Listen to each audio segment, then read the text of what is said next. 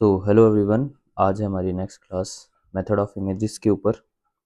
और रिसेंटली अभी physics optional का पेपर भी ख़त्म हुआ था। कुछ हफ्ते पहले ही ख़त्म हुआ है। और अगेन हम देखते हैं कि इस टॉपिक के ऊपर एक क्वेश्चन आया, बहुत इंपॉर्टेंट था और इजीली क्वेश्चन वो सॉल्व हो सकते हैं। तो हम देखेंगे, सबसे पहले कॉन्सेप्ट पढ़ते हैं। What is method of images. देखिए, क्या होता है कि इलेक्ट्रोस्टैटिक्स में अलग अलग तरीके से हम पोटेंशियल और फील्ड कैलकुलेट करते हैं। जैसे एक होता है डायरेक्ट मेथड, जहाँ पे हम डेरिवेशन लगा के कोई पॉइंट चार्ज को सपोज करते हैं किसी सर्टेन डिस्टेंस पे, फिर हम पूरी डेरिवेशन करते हैं। लेकिन जैसे जैसे प्रॉब्लम्स कॉम्प्लेक्स होती जाती हैं, जैसे जैसे शेप्स चेंज होती जाती हैं, स्फीयर मिलेगा हमको, कोई इनफाइनाइट शीट मिलेगी, तो वहाँ पर हमको फिर अलग अलग इंस्ट्रूमेंट्स यूज़ करने पड़ते हैं, अलग अलग प्रोसेस यूज़ करने पड़ते हैं। जैसे लास्ट क्लास में हमने देखा था लाप्लास और पॉइजन्स इक्वेशन। ठीक है, तो लाप्लास इक्वेशन, पॉइजन्स इक्वेशन देखी थी, हैं दोनों सेम ही। लाप्लास इक्वेशन कहाँ लगती है? जब कोई चार्ज किसी बॉडी के अंदर एनक्लोज ना हो। ठीक है, तो क्यू एनक्लोज जब ज़ीरो होता है तो अंदर की जो डेंसिटी होती है वो ज़ीरो होती है हमारे पास में। वेयर एज अगर किसी ऑब्जेक्ट के अंदर या किसी बॉडी के अंदर चार्ज एनक्लोज है तो हम पॉइजन इक्वेशन लगाते हैं, which is del square V is equals to minus sigma by epsilon naught, sorry minus rho by epsilon naught. तो ये रो है, ये डेंसिटी है हमारी। तो अगर चार्ज एनक्लोज नहीं है, ठीक है, तो यहाँ पे रो क्या हो जाएगा? ज़ीरो हो जाएगा। ये हमने लास्ट क्लास में डिस्कस किया। ठीक है, अब बात करते हैं हम मेथड ऑफ इमेजेस की। अब मेथड ऑफ इमेजेस वो है, इसकी डेफिनेशन अगर कोई आपके सामने अगर एक्सप्लिसिटली लिखा हुआ हो कि solve this equation by method of images, जैसे हम देखेंगे अभी 2025 का क्वेश्चन जो आया है, ये क्वेश्चन आया है 2025 में। इसमें कह रहा है कि consider point charge this placed at a distance of 1 metre from a perfect conducting plate. अब यहाँ पर ये कहीं बोल नहीं रहा है कि आप मेथड ऑफ इमेजेस से कीजिए, लेकिन ये जाहिर सी बात है कि अगर हम इनफाइनाइट कंडक्टिंग शीट के बारे में बात करते हैं, देखिए इनफाइनाइट कंडक्टिंग प्लेन या इनफाइनाइट कंडक्टिंग शीट, तो वहाँ पर हमारे पास में हमेशा कहीं भी ये वर्ड आ जाए इनफाइनाइट कंडक्टिंग प्लेन, तो वहाँ पर हम मेथड ऑफ इमेजेस के बारे में बात करेंगे। ठीक है, पर इसी तरीके से एक क्वेश्चन आया था 2023 में, वहाँ पर यहाँ इसमें कहीं पे दिया नहीं गया था कि आपको उसमें मतलब सॉरी दिया गया था कि मेथड ऑफ इमेजेस से फाइंड करना है। तो वहाँ पर फिर आपको थोड़ा सा इंट्रोडक्शन देना ज़रूरी हो जाता है। देखिए, जैसे 2023 में इक्वेशन क्वेश्चन आया कि स्टार्टिंग फ्रॉम लाप्लास इक्वेशन, ये क्वेश्चन है, starting from Laplace equation in a cylindrical polar coordinate system using method of separation of variables. Clearly वो दे रहा है, बता रहा है आपको कि कौन सा मेथड आपको यूज़ करना है, तो वही आपको यूज़ करना चाहिए। ठीक है, अब यहाँ पर देखिए 2023 में एक क्वेश्चन आया, शायद मेरे इसमें लिखा हुआ नहीं है वो क्वेश्चन मेथड ऑफ इमेजेस का। हाँ देखिए, ये देखिए 2020 में क्वेश्चन आया, vertically oriented electric dipole having dipole moment this is kept at height h above an infinitely large horizontal conducting plate। देखिए infinitely large, वापस इंपॉर्टेंट टर्म है, infinitely large कंडक्टिंग प्लेट।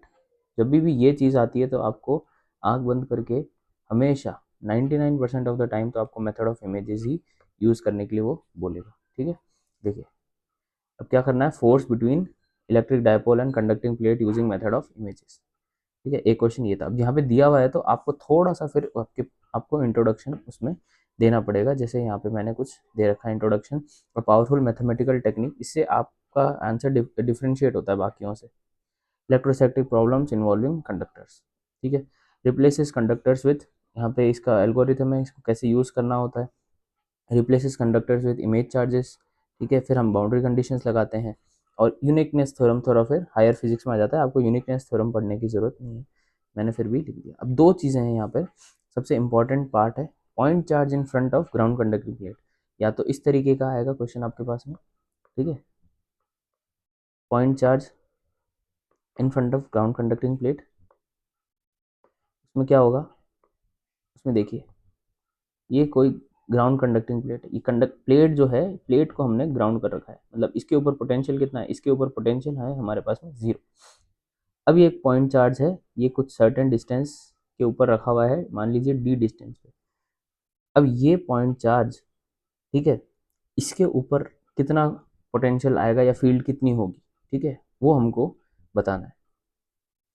या फिर ऐसा समझ सकते हैं कि इस चार्ज की वजह से इस एरिया में जो भी पॉइंट वो बताएगा, सर्टेन आर्बिट्री पॉइंट बताएगा वो, तो उस पॉइंट पे कितनी इलेक्ट्रिक फील्ड और पोटेंशियल की जो कैलकुलेशन है वो हम करते हैं, ठीक है।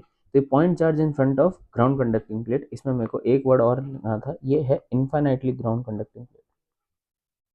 बहुत बड़ी होती है, इन्फाइनाइट, इधर भी बहुत आगे तक जा रही है, ठीक है, और इस डायरेक्शन में भी आगे तक जा रही है, एक प्लेन में है, प्लेन में, ठीक है। तो इसमें आप जनरली क्या करेंगे, और दूसरा है, पहले मैं ये बता देता हूँ, point charge in front of conducting sphere. अब कंडक्टिंग स्फीयर के प्रॉब्लम्स बहुत साल पहले आते थे, तो मैं ज़रूर इसको डिस्कस कर लेंगे हम, पर उतनी अब रिलेवेंस नहीं रही है, बहुत सालों पहले आए थे क्वेश्चन उसके। अभी रिसेंटली क्वेश्चंस वो ग्राउंड कंडक्टिंग प्लेट से इधर उधर घुमा के ही पूछ रहा है, ठीक है। तो हम देखेंगे इसमें क्या करना होता है। देखिए सबसे पहले तो हमारा पर हमारा जो चार्ज पड़ा हुआ है वो इस ग्राउंड कंडक्टिंग प्लेट से d डिस्टेंस पर चार्ज दिया हुआ है। अब इस चार्ज के एग्जैक्टली सेम अपोजिट साइड में और उतना ही डिस्टेंस होना चाहिए, ठीक है, उस डिस्टेंस पे हम लेंगे एक negative charge of equal magnitude, ठीक है, एक नेगेटिव चार्ज लेंगे हम इक्वल मैग्नीट्यूड का, वो भी यहाँ से लेके यहाँ तक इसका डिस्टेंस कितना होगा, d डिस्टेंस होगा, ठीक है। तो अगर मान लेते हैं कि इसके कोऑर्डिनेट्स हैं कुछ हमारे पास में 0 0 प्लस डी, ठीक है। अगर मान इसको मैं प्लेन किस तरीके से आपको रिप्रेजेंट करूं, अगर ये प्लेन है हमारे पास में, ये प्लेन है, ये इसको प्लेन समझिए आप, ये प्लेन है, और ये बन जाता है हमारे पास में, ये मान लीजिए जेड एक्सिस है, कलर चेंज कर लेता हूँ,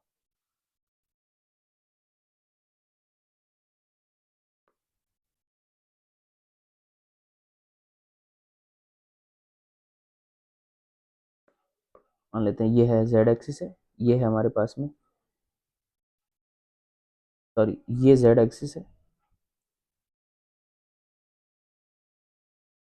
और ये जेड प्लेन है, ये प्लेन 0 है, जेड एक्सिस, एक्स एक्सिस, ये वाई एक्सिस। तो एक्स वाई प्लेन में ये शीट पड़ी हुई है, तो वहाँ पे इस एक्स वाई प्लेन में पूरी जगह पे जेड क्या है, जेड इक्वल्स टू 0 है, जेड इक्वल्स टू 0 इस प्लेन की हम बात कर रहे हैं, तो ठीक है, प्लेन आप शायद देख पा रहे होंगे, प्लेन आपके पास में ये वाला प्लेन है, इस तरीके से ये मैंने जो बताया ये प्लेन है, ठीक है।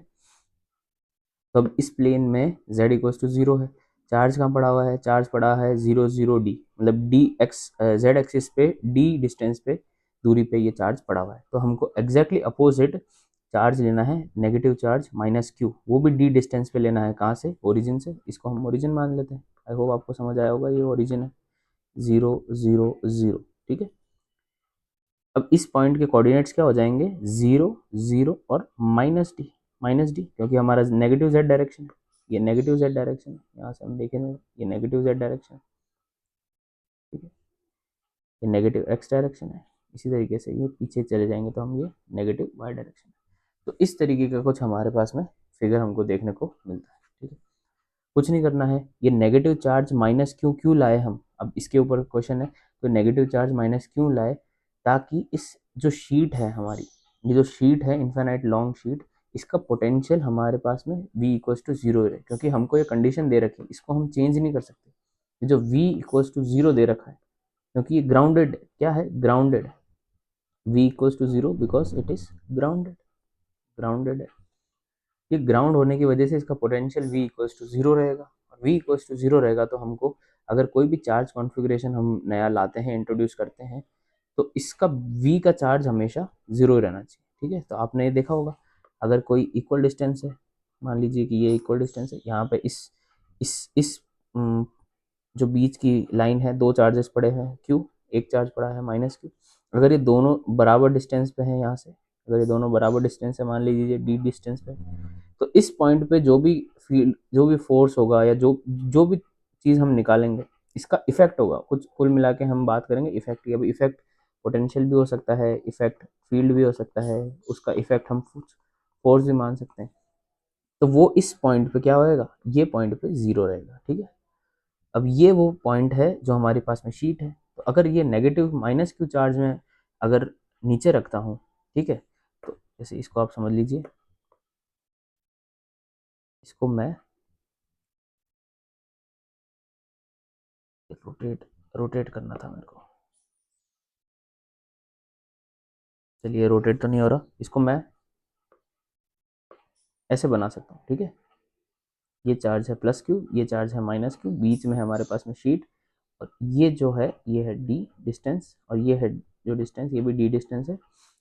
तो यहाँ पे जो वी रहेगा वो हमेशा जीरो ही रहेगा, वी हमेशा जीरो रहेगा इनफाइनाइट शीट। तो इस कॉन्सेप्ट पे वो बेस है। चलिए तो अब इसको कैसे कैलकुलेट करते हैं, देखिए सबसे पहले क्या करना है, सबसे पहले इनफाइनाइट शीट कंसिडर करनी, इनफाइनाइट शीट कंसिडर करता हूँ मैं। देखिए ये है हमारे पास में इनफाइनाइट शीट, इस शीट के थोड़ा सा ऊपर चार्ज पड़ा हुआ है क्यू चार्ज, और नीचे चार्ज है माइनस क्यू चार्ज। अब ये चार्ज जो है ये बहुत छोटे से चार्जेस हैं और बहुत क्लोज डिस्टेंस पे, ठीक है। हमारे एक्सिस बना लेते हैं, जेड एक्सिस हो गया, एक्स एक्सिस हो गया, ये हमारे पास में वाई एक्सिस हो गया, ठीक है। इस चार्ज को मैं अभी यहाँ पे कंसिडर नहीं करता, ये सिस्टम हमको दे रखा है, और साथ में कंडीशन दे रखी है कि ये जो इनफाइनाइट शीट है ये क्या है, ग्राउंडेड है, ये शीट है ग्राउंडेड, मतलब v इक्वल्स टू जीरो, ठीक है। ये एक्स वाई प्लेन में, कौन से प्लेन में, ये एक्स वाई प्लेन में, एक्स वाई प्लेन में है, एक्स वाई प्लेन में। तो एक्स वाई की वैल्यू होगी, जेड क्या होगा यहाँ पे, जेड बराबर जीरो होगा, जेड बराबर जीरो, ठीक है। ये सारी चीज़ें हमको दे रखी है। So now we have to find potential, और फाइंड करेंगे पोटेंशियल, कोई भी पॉइंट मान लीजिए एक्स वाई जेड डिस्टेंस पे, ये रहा कोई आर्बिट्री पॉइंट है, स्पेस में कहीं भी है, मैंने यहाँ पे लिया है, इसको कहीं भी कोई भी पॉइंट मान सकते हैं हम। तो अगर मैं मानूंगा तो ये डिस्टेंस, कुछ डिस्टेंस, इस डिस्टेंस पे है ये पॉइंट, ठीक है। इसके कोऑर्डिनेट्स हैं एक्स वाई और जेड कोऑर्डिनेट्स, ठीक है। इस पॉइंट पे मेरे को क्या निकालना है, इस पॉइंट पे मेरे को वी भी निकालना है, इस पॉइंट पे मेरे को ई भी निकालना है, ठीक है। निकालते हैं, देखिए क्या फॉर्मूला होता है हमारे पास में, वी का फॉर्मूला होता है, कलर में काफ़ी प्रॉब्लम हो रहा है, कोई एक कलर लेना पड़ेगा, ये कलर ले लेते हैं। वी का फॉर्मूला होता है मेरे पास में, वी इज इक्वल्स टू के क्यू बाई आर, ठीक है। अब इस पॉइंट पे पोटेंशियल मेरे को क्या रखना है, v इक्वल्स टू जीरो रखना है, और v इक्वल्स टू जीरो रखने के बाद में क्या हो जाएगा, v इक्वल्स टू जीरो रखने के लिए मुझे क्या करना पड़ेगा, एक एग्जैक्टली d डिस्टेंस पे, कोऑर्डिनेट्स कितने हैं, जीरो जीरो डी, एग्जैक्टली नीचे d डिस्टेंस पे ही एक नेगेटिव चार्ज रखना है बराबर मैग्नीट्यूड का, जीरो जीरो माइनस डी, ताकि क्या हो जाए, v के ऊपर पोटेंशियल जीरो रहे। अब इसको अगर हम इरेज करना चाहें तो इसको हम हटा भी सकते हैं इस प्लेट, कोई फर्क नहीं पड़ेगा, क्योंकि इस पॉइंट पे जेड एक्सिस पे हमारे पास में एक्स वाई प्लेन में जो पोटेंशियल है वो हमेशा जीरो ही रहेगा। मैं वापस बना देता हूँ, ठीक है। अब देखिए किस पॉइंट पे निकालना है पोटेंशियल, इस पी पॉइंट पे, पी पॉइंट के कोऑर्डिनेट्स कुछ मैंने बताए थे, पी पॉइंट के कोऑर्डिनेट्स हैं E is equals to X Y Z. Q charge की वजह से इस पी पॉइंट पे कितना पोटेंशियल होगा, इस पोटेंशियल होगा, ये देखिए ये इतने डिस्टेंस पे है, ये कुछ इतने डिस्टेंस पे है, ठीक है। तो देखिए निकालते हैं हम पोटेंशियल, वी का फॉर्मूला क्या है, K Q by R, K Q by R हो गया, ठीक है। तो now we one because of charge Q one, ये प्लस क्यू चार्ज की वजह से क्या हो जाएगा, के क्यू अपॉन डिस्टेंस कितना है आर, तो कैसे लिखेंगे डिस्टेंस को, क्यू पॉइंट के कोऑर्डिनेट्स क्या है, डिस्टेंस का formula X X two minus X one whole square plus Y two minus Y one whole square plus Z two minus Z one whole square, इसका whole का under root हो जाएगा हमारे पास में, ठीक है। तो यहाँ पे देखिए क्या हो जाएगा, एक्स माइनस जीरो का होल स्क्वायर, तो मैं डायरेक्ट लिखता हूँ x square plus y minus zero का whole square Y square plus Z minus D का whole square, z minus D का होल स्क्वायर, ठीक है।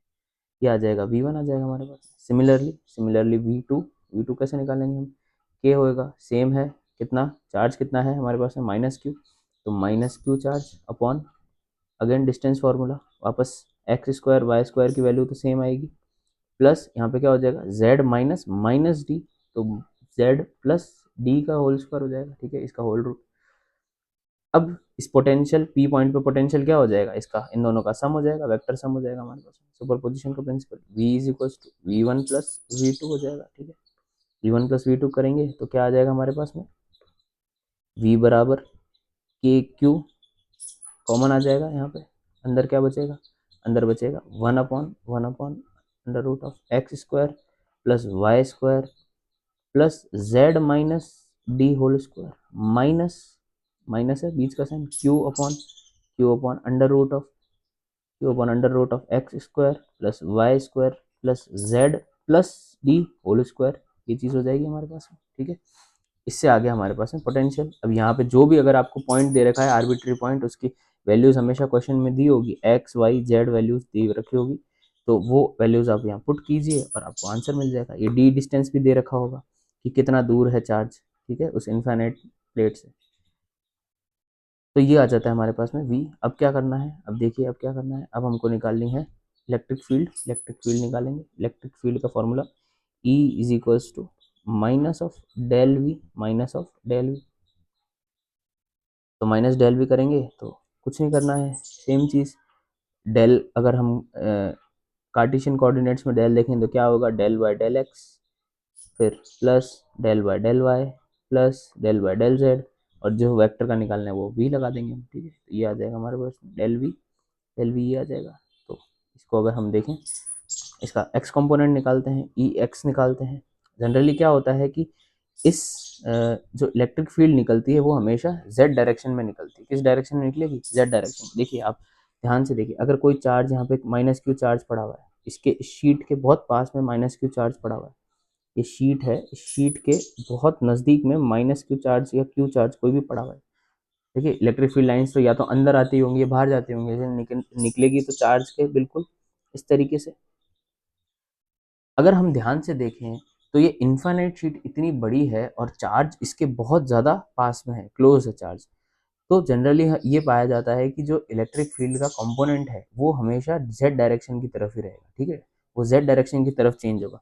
तो ये जो डेल बाय डेल एक्स और डेल बाय डेल वाई वाले कंपोनेंट है ना, इसको आप नेग्लेक्ट भी कर सकते हैं, ये काम के नहीं होते हैं, ठीक है, आप निकाल सकते हैं, बुक्स में एक्सप्लेनेशन पूरी दे रखी है, लेकिन अल्टीमेटली हमको कौन से कंपोनेंट लेने होते हैं, हमको कंपोनेंट लेते हैं होते हैं डेल बाय डेल जेड वाला कंपोनेंट, ठीक है। तो ये छोटी सी बात थी, आप ध्यान रखेंगे तो आपका क्वेश्चन इजीली होगा सॉल्व।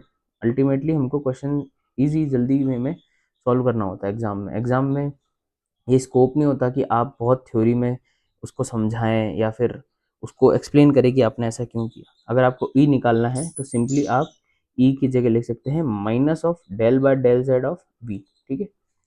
अब देखते हैं हम ये करेंगे तो क्या मिलेगा हमको, इसका फर्स्ट ऑर्डर में डिफ्रेंशिएशन करेंगे तो ई मिल जाएगा मेरे पास में, के क्यू तो बाहर आ जाएगा, ठीक है। इसका डिफ्रेंशिएशन करेंगे, 1/√x का डिफ्रेंशिएशन क्या होगा, देखिए 1/√x का डिफ्रेंशिएशन क्या होता है, एक्स की power del by del X अगर करते हैं तो क्या होता है, एक्स की पावर -1/2 -1, ठीक है, और यहाँ पे -1/2 इधर आता है तो बन जाता है -1/2 एक्स की पावर 3/2, ठीक है।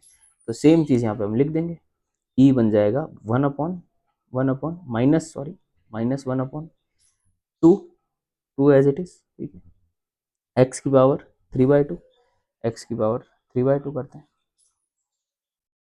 ये आ जाएगा हमारे पास में X square plus Y square plus Z minus D, ठीक है।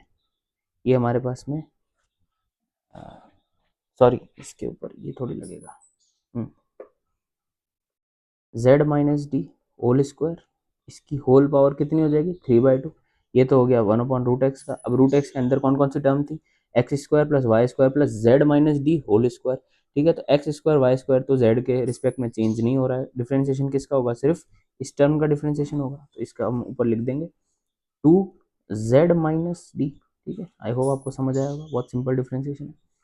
अगेन माइनस क्यू है, माइनस क्यू का डिफ्रेंशिएशन हो जाएगा प्लस इसका -1 है, वापस सेम चीज़ है, सेम चीज़ें आएगी, तो मैं नीचे लिख देता हूँ डिनोमिनेटर में पहली चीज़ 2 ब्रैकेट में X square plus Y square plus Z plus D whole square की पावर 3/2, ठीक है, और ऊपर आ जाएगा 2z+d, ये आ जाएगा। आई होप आपको समझ आ गया होगा ये चीज़, ठीक है।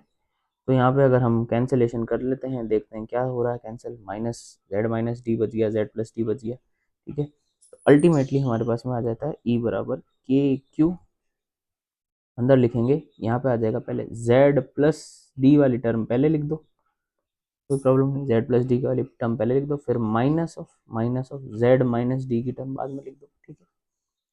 और अपॉन में इसके नीचे क्या आ जाएगा, X square plus Y square plus z+d whole square की पावर 3/2 अपॉन z-d के नीचे लिखेंगे हम X square plus Y square plus z-d whole square की पावर 3/2। तो अल्टीमेटली आपको फाइनल ये एक्सप्रेशन लाके लिखना है, ठीक है। और एग्जाम में देखिए, भले ही अगर न्यूमेरिकल पूछा हो, अगर आपसे एक्सप्रेशन पूछा हो तब तो आप ये डेरिवेशन करेंगे, अगर न्यूमेरिकल भी पूछा हो तब भी आपको फाइनल स्टेप में वैल्यूज डालनी है, क्योंकि आप देखना कि वो स्टार्टिंग में आपको गिवन चीज़ों के उसके मार्क्स नहीं देगा, तो आपको उसको लेके जाना पड़ेगा नीचे तक। अगर आप स्टार्टिंग में वैल्यूज डाल देंगे और अगर वैल्यूज गलत आ गई तो फिर कोई सेंस नहीं मिलेगा। अगर मान लीजिए 10 नंबर का क्वेश्चन है, 15 नंबर का क्वेश्चन, तो एटलीस्ट उसको यहाँ तक पहुँचाइए, उस एग्जामिनर को यहाँ तक पहुँचाइए और बताइए उसको कि हाँ मैंने ये सब सॉल्व किया है, ठीक है। तो अब क्वेश्चन देख लेते हैं। ये क्वेश्चन आया है एक, देखिए, consider point charge of 5 Newton coulomb placed at distance of 1 metre from a perfectly perfect conducting plane z equals to 0 of infinite extent, find the electric field at this and show that it is normal to the plane, ठीक है। तो ये second part तो बहुत easy है, ये तो बहुत इजी पार्ट है, अगर हम सिंपल वेक्टर प्रोडक्ट कर देंगे तो भी आ जाएगा, इसको समझाने की जरूरत नहीं। मेन काम है हमारे पास में न्यूमेरिकल का, ठीक है। वो तो जाहिर सी बात है कि वो जेड कैप डायरेक्शन में ही होगा, इस प्लेन के परपेंडिकुलर ही होता है जो इलेक्ट्रिक फील्ड है, ठीक है। तो अब हमारे पास में सारा एक्सप्रेशन यहाँ पे लिखा हुआ है, ठीक है, तो हमको सिंपली वैल्यूज पुट करनी है। आप एग्जाम में भी यही करेंगे कि पूरा समझा के आएंगे और अल्टीमेटली फाइनल क्या करेंगे, आप फाइनल आप इसकी वैल्यूज रख देंगे, ठीक है। तो चलिए क्वेश्चन करते हैं, ये क्वेश्चन करते हैं। इसमें जो पॉइंट दे रखा है वो 2 2 0 दे रखा है। एक्स वाई जेड की जो वैल्यू है, एक्स वाई जेड की जो वैल्यू है वो हमको दे रखी है 2 2 0, 2,2,0, और जो क्यू है वो दे रखा है हमारे पास में शायद 5 Newton coulomb, 5 5 5 nano coulomb, 5 nano coulomb मतलब 5 × 10⁻⁻⁹ कूलम, ठीक है। अब कुछ नहीं करना, आपको इसको इस वैल्यू में पुट करना है, सब्स्टिट्यूट करना है, तो देखिए सब्स्टिट्यूट करेंगे। ई बराबर ई इज इक्वल्स टू के की वैल्यू 1/4πε0। अब कुछ चीज़ें आपको याद रखिए, 1/4πε0 की वैल्यू होती है 9 × 10⁻⁹, ठीक है। तो इसको डायरेक्ट लिख सकते हैं हम 9 × 10⁻⁹ इंटू क्यू, क्यू की value 5 Newton coulomb, 5 nano coulomb, यानी आज क्या हो रहा है, न्यूटन ही निकल रहा है, 5 × 10⁻⁹ ठीक है। ब्रैकेट के अंदर z+d, अब देखिए z क्या है, z हमारे पास में है 0, 0 प्लस, और d भी दे रखा होगा, d मैंने लिखना भूल गया, d दे रखा है यहाँ पे, place at a distance of 1 metre. तो ये जो 1 मीटर है ये क्या है, हमारे पास में d है, ये हमारे पास में है d बराबर 1 मीटर है, ठीक है। ये भी लिख देते हैं हम, d बराबर 1 मीटर है। तो देखिए z कितना है, 0, 0 + 1 तो 1 आ जाएगा यहाँ पे, माइनस माइनस 0 माइनस डी, तो 0 ब्रैकेट में लिखेंगे 0 माइनस डी, अपॉन में लिखेंगे एक्स स्क्वायर, एक्स की वैल्यू कितनी है 2 का स्क्वायर,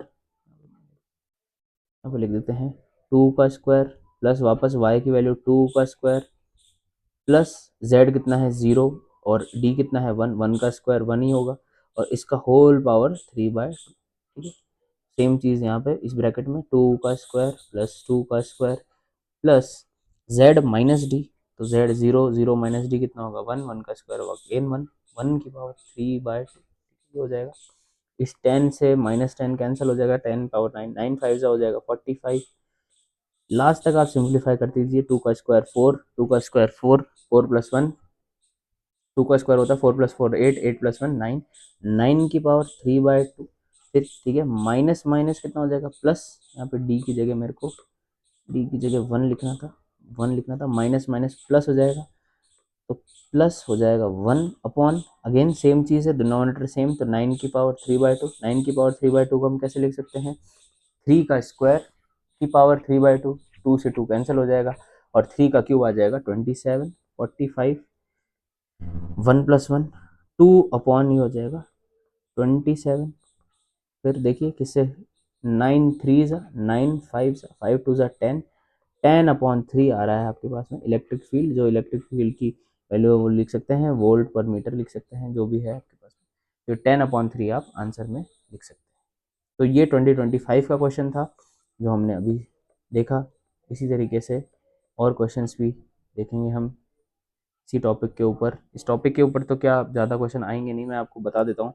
एक छोटा सा क्वेश्चन और था, 2023 का क्वेश्चन था, मैं आपको बता देता हूँ 2023 का क्वेश्चन। 2023 क्वेश्चन, 2023 शॉर्ट वे में लिख देता हूँ मैं क्वेश्चन। क्वेश्चन कहता है that two charges Q1 is equals to 3 Newton Coulomb and Q2 बराबर 4 Newton Coulomb are placed at the Cartesian points। इनके इसके कोऑर्डिनेट्स हैं हमारे पास में 0 2 2, ये इसके कोऑर्डिनेट्स हैं, और Q2 के कोऑर्डिनेट्स है 0 -2 4 मीटर रेस्पेक्टिवली। ठीक है, अब बोल रहा है the z equals to zero plane is connected to the ground. अब देखिए ये बता रहा है आगे से z equals to zero plane, ये खुद बता देगा z equals to zero plane is connected to the ground, मतलब वही ग्राउंडिंग हो गई इस इनफाइनाइट प्लेन की। Calculate the electric potential and electric field at the point 3 to 4 metre using method of images. अभी कह रहा है calculate calculate calculate the electric potential, calculate the electric potential and electric field at the point at the point 3, 2, 4 metre using बहुत clearly लिखा है using the method of images। ठीक है, ये हमको बोल रखा है क्वेश्चन। ठीक है, अब क्या करना है, सेम चीज़ करनी है,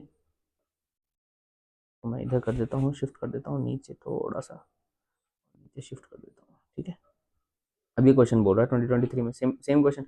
यहाँ पर बस प्रॉब्लम क्या है, यहाँ पर दो चार्जेस दे रखे हैं, तो जो इमेजेस बनेगी वो दो इमेजेस बनेगी, बाकी कोई चीज़ नहीं है। ठीक है, और दो चार्जेस बनेंगी Q1 इक्वल्स टू Q1 और Q2 की, तो दो दो चार्जेस हम ले लेंगे। पहला चार्ज कुछ लेंगे सर्टेन, उसकी इमेज बनाएंगे, फिर Q2 चार्ज लेंगे, उसकी इमेज बनाएंगे, और उस पॉइंट से फिर 3 to 4 पे देखते हैं क्या बनेगा। ये हमारे पास में एक्सिस आ गए, ये एक्सिस आ गया हमारे पास में, जेड एक्सिस हो जाएगा, ये वाई एक्सिस हो जाएगा, एक्स एक्सिस हो जाएगा, सॉरी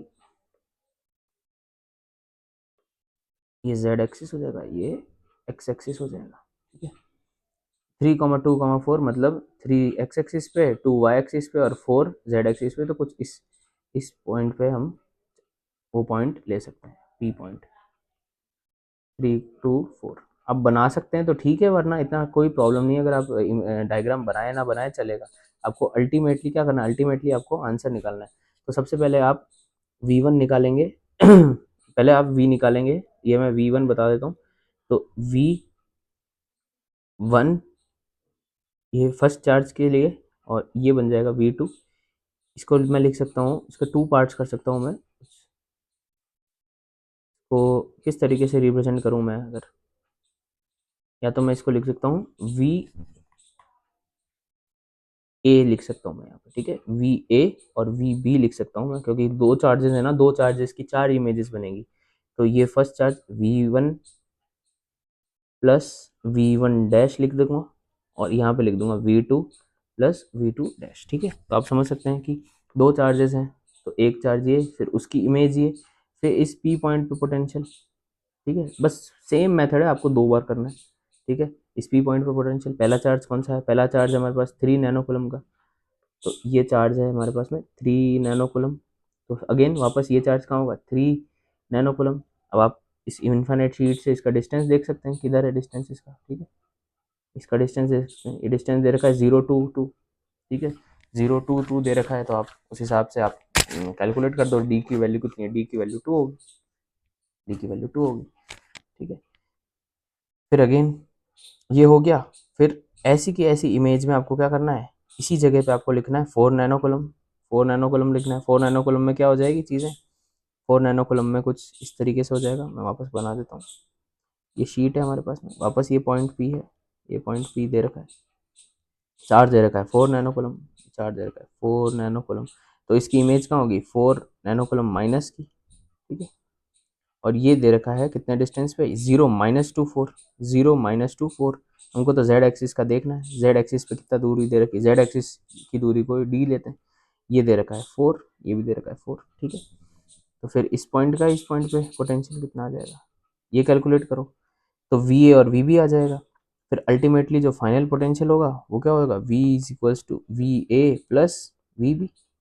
सब चीज़ें सेम, आपको सिर्फ वैल्यू रखनी है, वैल्यूज रखिए और आंसर निकालिए, वी निकाल देंगे और सिमिलरली आप ई निकाल दीजिए। ई कैसा हो जाएगा, ई ए प्लस ई बी हो जाएगा, ये आपका क्वेश्चन हो जाएगा। और ये क्वेश्चन शायद 15 नंबर का आया था, 15 मार्क्स का ये क्वेश्चन आया था, ठीक है, 15 मार्क्स का। सेम अबव अबव मेथड की जैसे करना है, बस 2 बार प्रोसेस करना है बस। तो इतना इजी आते हैं इसके क्वेश्चंस, और आई होप आपको ये समझ आया होगा, ये पूरा कॉन्सेप्ट समझ आएगा। काफ़ी ज़्यादा क्वेश्चन आते हैं इसके, और मतलब ऑलमोस्ट हर ईयर एक क्वेश्चन तो एवरेज आ जाता है, कभी कभी एक साल छोड़ के एक क्वेश्चन आता है, पर आ जाता है ये क्वेश्चन, ठीक है। तो ये था हमने देखा आज का जो मेथड ऑफ इमेजेस, की पॉइंट्स क्या होंगे। पर्पस देखिए क्या करना है आपको, आपको चार्जेस को रिप्लेस करना है। फिर इमेज चार्जेस इसलिए लगाए जाते हैं कि ताकि जो ग्राउंडेड शीट है उस पर या कोई पॉइंट है उस पर पोटेंशियल हमारे पास में सेम रहे, ठीक है। तो ये point charges near planes, spheres और बाकी सारी ज्योमेट्रीज में काम आता है, हमको उससे मतलब नहीं है। अगर एडवांटेजेस आप लिखेंगे फाइनल आंसर में तो और अच्छा लिखेगा। Simplify calculation, provides exact solution and offer physical insight, ठीक है। तो ये था हमारा आज का क्लास में। थैंक यू सो मच, और इसी तरीके से आप देखते रहिएगा। Thank you.